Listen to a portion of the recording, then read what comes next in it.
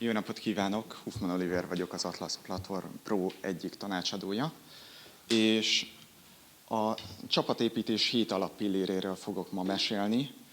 Úgy gondoltam, hogy hozok maguknak egy olyan modellt, amit általában nem szoktak itthon mesélni az emberek. Még mielőtt belekezdek a modellbe magába, érdemes tisztázni azt, hogy mi az, hogy csapat. Egy közös cél érdekében emberek együtt dolgoznak. Ezt nevezhetjük igazából csapatnak. Ha ebből a 3-ból valamelyik hiányzik, akkor vagy egy baráti társaságról beszélünk, vagy tulajdonképpen párhuzamosan dolgozó emberek, akik igazából nem dolgoznak együtt, vagy nem egy közös cél érdekében. Úgyhogy ahhoz, hogy egy csapat létrejöjjön, ahhoz szükséges az, hogy legyenek közös gondolataik, kapcsolódjanak egymáshoz, és közösen cselekedjenek. Ebben a 3-ban tud nekünk a 7 vezérfény, vagy a 7 tartó pillér segíteni nekünk. És ez a 7 pont, ez konkrétan a küldetések, alapelvek, célok, az emberek maguk, a struktúrák és a szervezet, a folyamatok és az eszközök. Úgyhogy menjünk bele egy kicsit részletesebben abba, hogy mit is takarnak ezek a részek. A küldetése egy cégnek, vagy egy csapatnak, az tulajdonképpen a cég miértje. Ez az, hogy mi milyen világot szeretnénk létrehozni, milyen világban szeretnénk élni, és ezért mi együtt dolgozunk. Ez az, ami valójában hosszú távon tudja motiválni és inspirálni az embereket. Tehát, hogy ez az, ami miatt föl kell az ágyból, és azt mondja, hogy aha, ma is bemegyek dolgozni. Amennyiben ez nincsen meg, akkor más fogja ezt a vákuumot megtölteni, például a pénz vagy a hatalomvágy. Tehát, hogy ezért van az, hogy nagy multicégeknél, mivel nem tiszta az, hogy igazából mi miért is dolgozunk annyira keményen, amennyire, nagyon sok ember azért megy be, hogy pénzt keressen, hogy utána valamire elköltse. Mert nem tiszta az, hogy mi a küldetésünk. Ezt úgy lehet viszonylag jól tisztítani, hogyha előre megfogalmazzuk, hogy mi a küldetésmondatunk. Erre egy jó példa például az IKEA-nak a példája, hogy jobb mindennapi életet hozunk létre a többségnek. Ebből viszonylag könnyen láthatjuk, hogy az összes terméke és szolgáltatása is az IKEA-nak ezt szolgálja. A következő részünk, a következő része a modellnek az alapelvek.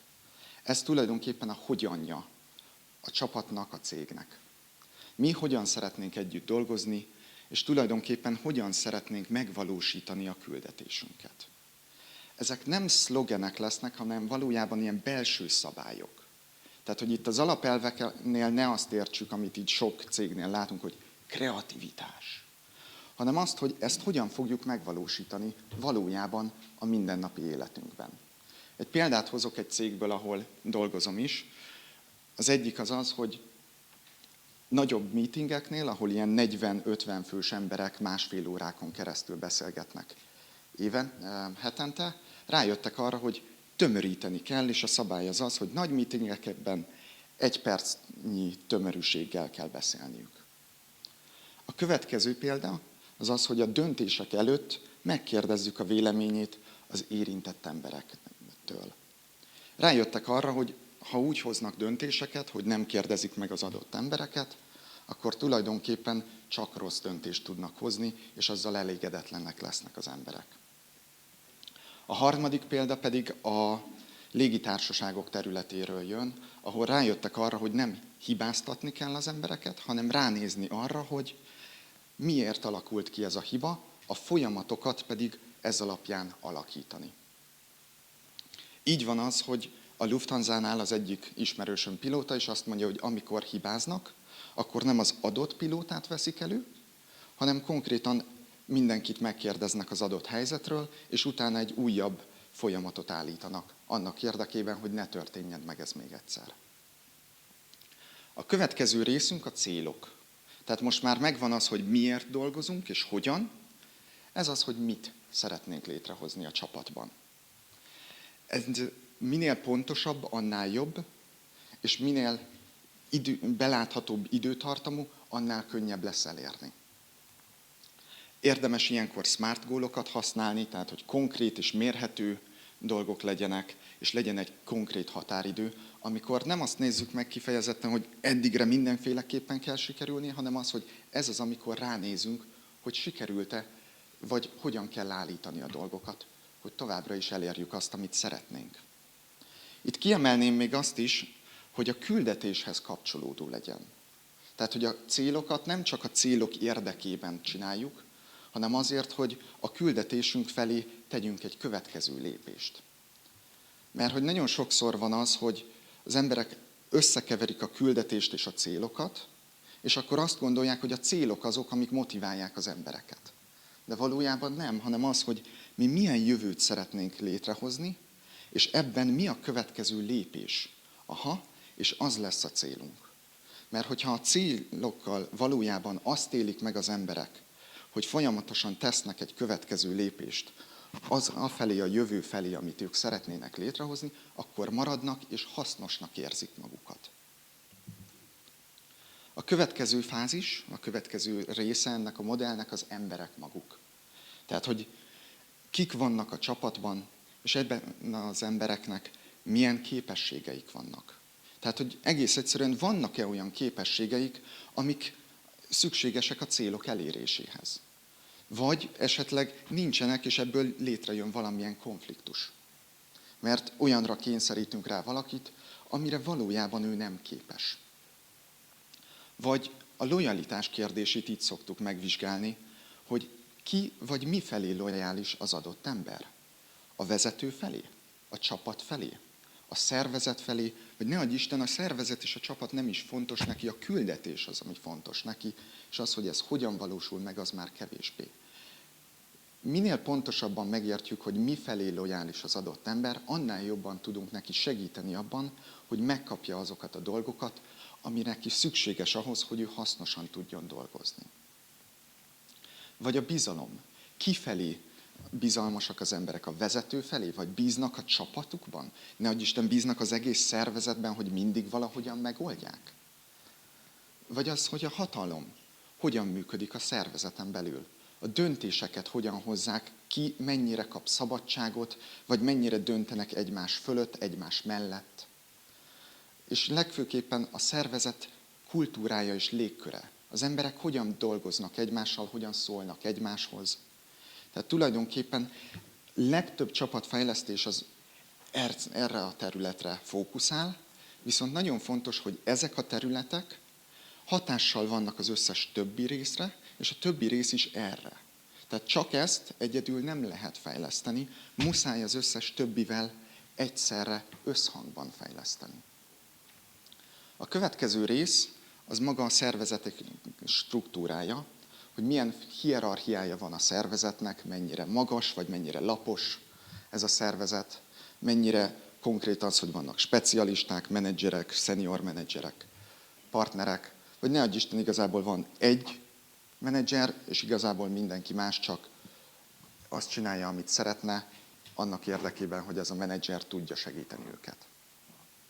A következő az, hogy a munkakörök mennyire tiszták, és így a felelősségkörök mennyire tiszták az adott csapatban.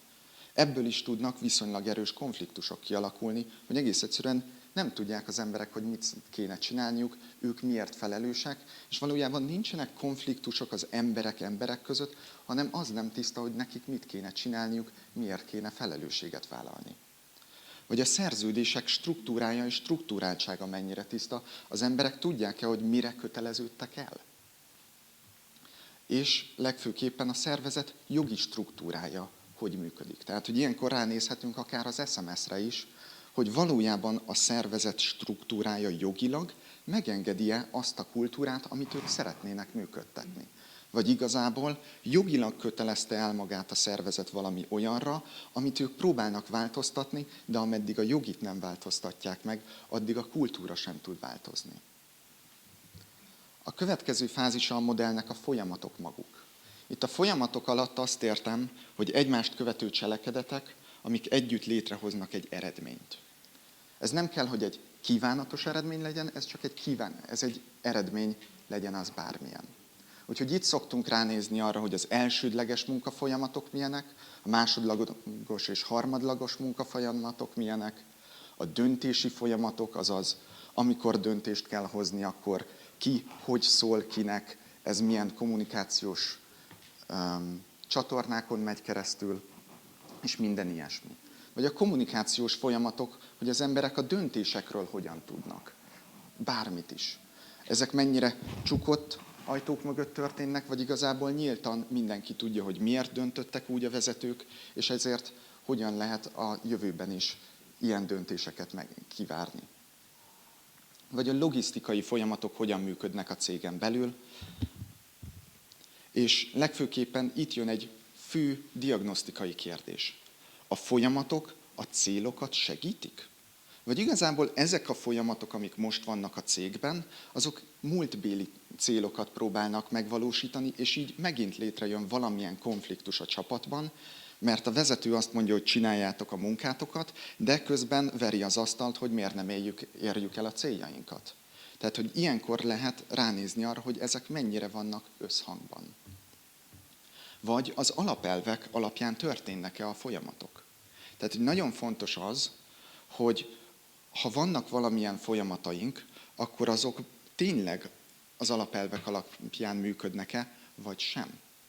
Ha van egy olyan alapelvünk, hogy kreativitás, és azt mondjuk, hogy mi mindig meghallgatjuk az új és kreatív ötleteket, akkor félre van-e téve a meetingekben az utolsó 10 perc arra, hogy meghallgatjuk az új kreatív ötleteket. Vagy valójában nem, és akkor így az alapelv az elhal.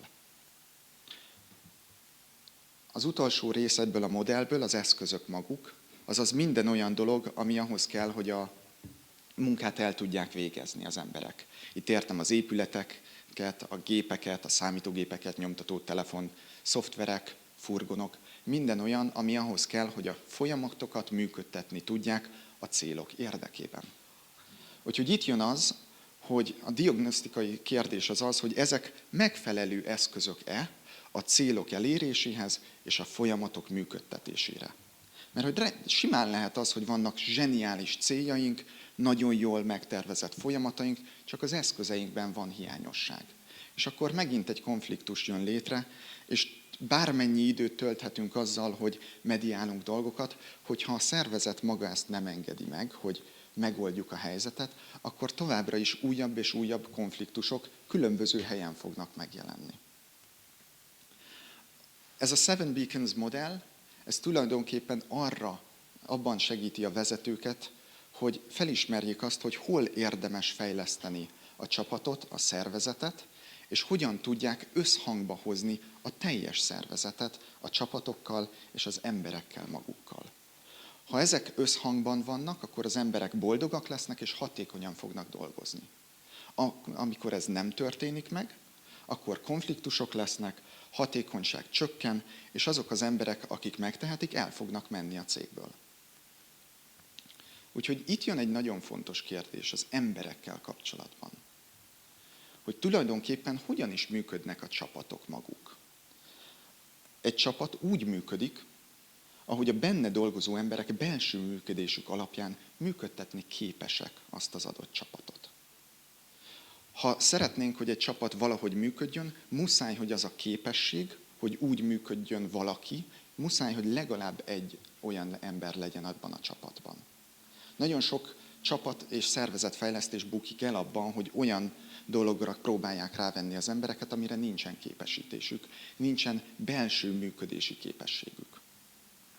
Úgyhogy ahhoz, hogy egy csapatot fejlesszünk, vagy ahhoz, hogy fejlődjön és épüljön egy csapat, ahhoz a benne élő emberek saját működési képességeit kell fejleszteni, miközben a belső kontextust alakítjuk. Tehát, hogy egyszerre kell a külső részt, a szervezetet és az emberek belső működését segíteni coachinggal vagy más eszközökkel. A csapatépítés így valójában az emberek és a szervezet működésének a fejlesztése lesz egyszerre, és hosszabb időtartamon keresztül lehet ezt csak elérni. Ez nem egy hétvége alatt fog megtörténni, mert az ember sem egy hétvége alatt változik meg, hanem lassan, de biztosan folyamatokon keresztül, ahol megadott időközönként változtatunk egy picit ahhoz, hogy mindenkinek egy picivel jobb legyen, és afelé tudjunk haladni, amin felé szeretnénk. És nagyon-nagyon fontos, bármilyen pszichológust megkérdezhetünk, az adott embereknek is akarniuk kell. Tehát tulajdonképpen nem tudunk rávenni egy csapatot arra, hogy épüljön, anélkül, hogy az a csapat épülni szeretne. Ha nekik nem elég fájdalmas az a konfliktus, nem fognak változtatni semmit, és bármennyi pénzt elkölthetünk erre, ameddig ők nem szeretnének változni és épülni, addig ez nem fog működni. Úgyhogy mi az Atlasz platformnál ezért építünk egy olyan csapatépítési folyamatot, ahol először ránézünk a 7 területre, egy 20-25 kérdéses kérdőívvel, amit egy ilyen pókháló ábrán megmutatunk az embereknek, és utána megkérdezzük tőlük, hogy ők hogyan szeretnének működni. Úgy, ahogy most, vagy ne adj Isten valamilyen más módon, ami nekik is jobb, ami megoldja a konfliktusaikat. És amikor így ránéznek erre az ábrára, akkor viszonylag gyorsan megszületik bennük az, hogy hát lehet, hogy a bizalmon kéne dolgozni, vagy ott az a szervezeti célok ismerete az annyira nem tiszta számunkra, és akkor egy olyan folyamatot építünk ki, ami eléri azt a kívánt eredményt, amit ők szeretnének belülről elérni. Úgyhogy a mi folyamataink azok mindig az emberek belső működését és a szervezetet egyszerre építik, belülről és kívülről. Nem egy hétvége alatt, akár ez egy hónap, több hónap, fél év, egy év folyamatán keresztül, hogy valóban stabil legyen az a változás, hogy tényleg úgy tudjanak működni, ahogy ők szeretnének. Így tudjuk a csapatépítést és a szervezetfejlesztést újra emberközpontúvá tenni, és tényleg abban segíteni az embereket, hogy szabadabb akaratukból inspiráltan, boldogan és hatékonyan dolgozzanak egy jobb jövőért. Köszönöm.